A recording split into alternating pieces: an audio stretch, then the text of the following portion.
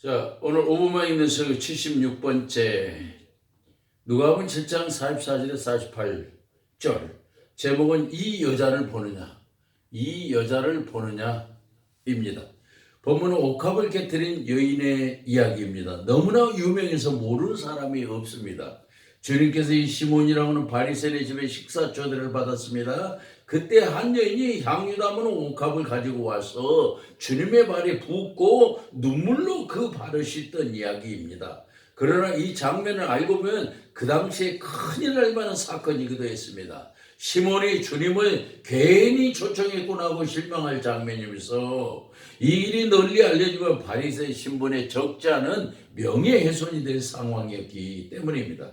그런데 주님께서 이 장면을 통해 귀중한 교훈을 주시고 계시고 있습니다. 이 본문을 배경으로 하면서 우리는 이 여자를 보느냐로 은혜를 나누고자 합니다. 이 여자를 보느냐 무슨 뜻입니까? 먼저는 은혜에 보답하는 태도를 보고 있느냐의 뜻입니다. 본문 44절에 그 여자를 돌아보신 시몬에게 이르시되 이 여자를 보느냐 내가 네 집에 들어올 때 너는 내게 발 씻을 물도 주지 아니하시되 이 여자는 눈물로 내 발을 적시고 그 머리털로 닦았으며 라고 말씀합니다. 시몬이라는 바리새인은 주님을 선지자로 인정하고 싶지 않은데 식사 초대를 했습니다. 이때 주님은 그런 시몬의 의도를 아셨음에도 불구하고 초대에 응했습니다. 그런 상황에서 한 여인이 주님께 접근하여 갑자기 향유를 붓고 주님의 발을 자신의 머리털로 씻는 사건이 일어납니다. 이 상황에서 주님은 시몬에게 이 여자를 보느냐고 질문하시는 것입니다. 이는 시몬이 보고 있지 않아서 주의를 환기시키려고 물으시는 질문이 아닙니다. 이 여자를 보느냐는 이 여자가 입은 옷의 패션 감각을 보라는 뜻이 아닙니다. 얼굴 화장에 액센트를 주는 포인트를 살피라는 말도 아닙니다. 그렇지 않아도 지금 시몬은 이 여자를 뚫어지게 보고 있는 중입니다. 죄 많은 여인이 감히 주님의 발에 손을 대고 있는 데다가 그것도 함부로 머리를 풀어 헤쳐서 눈물로 주님의 발을 닦고 있는 중입니다. 더 나아가 그 발에 대고 셀 수도 없이 입을 맞추고 있는 광경입니다. 시몬의 이런 마음을 환히 들여다보시는 주님께서 은혜의 보답이라는 중요한 교훈을 주셨습니다.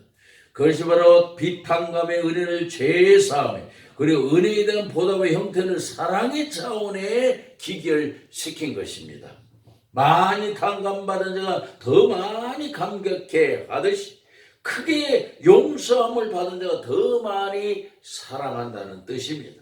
그 다음으로 이 여자를 보느냐 무슨 뜻입니까? 비판하기보다 용서하는 마음으로 보고 있느냐의 뜻입니다. 본문 45절 46절 너는 내게 입맞추지 아니하였으되 그는 내가 들어올 때부터 내 발에 입맞추기를 그치지 아니하였으며 너는 내 머리에 감람류도 붓지 아니하였으되 그는 향유를 내 발에 부었느니라고 말씀합니다. 본문에 등장하는 이 여인은 율락의 일을 하던 연고로 죄가 많은 여인이라고 동네에 알려진 상태입니다. 그러면 지극히 죄가 많은 여인이 감히 주님께 접근해도 되는가의 문제가 제기됩니다. 극도의 경건주를 표방하는 바리새인은 주님과 대척점에 섰던 입장이기 때문입니다. 주님은 타인을 정죄하고 비판하는데 능숙한 바리새인이 여인의 행동을 보면서 굉장히 당황스러운 일로 정죄하는 그 마음을 익히 읽으셨습니다. 이 여인의 행동을 전혀 좋지 않게 평가하는 그 마음에 주님께서는 일침을 가한 것입니다. 그래서 우리 주님은 지금 주님에게 봉사하는 행동을 비판하기보다 용서하는 마음으로 보느냐를 질문하고 계십니다. 정죄하기보다는 용서하는 마음으로 이 여자를 보라는 뜻입니다. 어느 시대를 막론하고 율법에 찌들은 종교주의자는 남의 허물을 찾아 무자비하게 정죄합니다. 그들의 가슴에다 형벌의 팻말을 달아주는 일을 사명처럼 여겼습니다. 17세기 미국의 나단의 호돈이 쓴 주운 글씨는 명문 옥스퍼드 출신의 젊은 목사 딤즈데일이 여자 성도와 불륜의 사랑을 맺는 이야기입니다. 이 작품은 실로 청교도 사회의 냉혹한 정죄와 비정한 세계를 에워싸고 벌어지는 회항과 비애를 그려 유명합니다. 비록 도저히 이해되지 않는 상황이긴 하지만 단순히 비판만 하지 말고 한번 용서의 눈으로 보라는 의미의 심중을 두드리고 있습니다. 이는 신앙과 개인의 자유 사이에 빚어지는 갈등에 메스를 가한 미국 심리소설의 대표적 고전으로 뽑히는 이유입니다.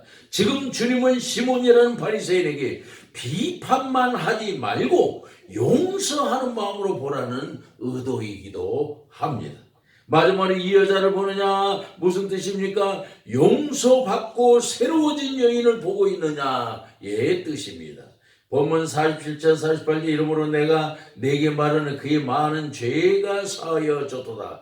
이는 그의 사랑함이 많음이라 사함을 받은 일이 적은 자는 적게 사랑하느니라. 이에 여자에게 이르시되 내 죄의 사함을 받았느니라 하시니 하고 말씀합니다.